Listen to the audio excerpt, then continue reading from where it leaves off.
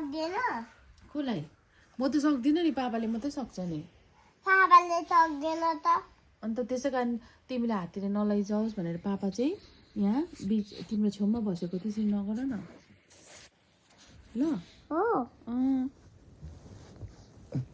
पापा साथी आइदिएको साथी आइदिएको तिमीले केस तिम्रो के भन्दै थियौ कस्तो छैन अरे तिम्रो केस छैन नि म्यामले कस्तो मैले केस छैन कस्तो छैन चिप्ली जाने कस्तो छैन भन्दै थियौ नि भर्खर मेरो केस त पागल हुन्छ भोलिपल्टि मेरो केस त चुट्टिन्छ चुट्टिँदैन मेरो केस लामो हुन्छ नि लामो हुन्छ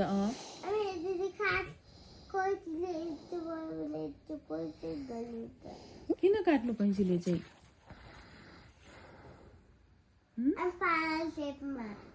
पार्लरमा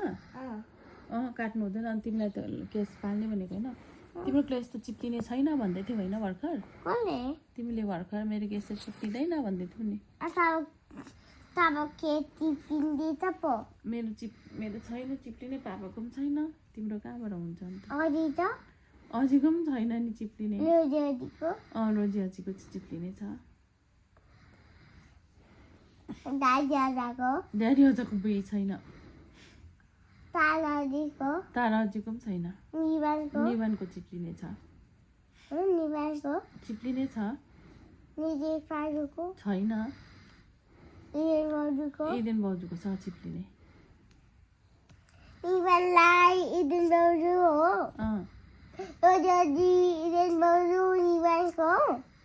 चिप्लिने छ रोजी हेर्नु सिल्की सिल्की केसको याद भयो रोजी अजी इदेन भाउजू र निवानको चाहिँ चिप्लिने छ अरे रोजी अजी इदेन भाउजू निवानको चाहिँ चिप्लिने छ अरूको चाहिँ चिप्लिँदैन केस अब सुतौँ ल हात्ती आउँछ आँखा चिम गर अब सुतौँ ल गुड नाइट पापालाई पनि भनिदेऊ पापालाई पनि भन न गुड नाइट पापा आई लभ यु पापा भन्न आई लभ यु पापा आई लभ यु आमा भन्ने खै आई लभ यु पापा आई लभ यु मेचरी सुतौँ ल अब ल ल म सुताउँछु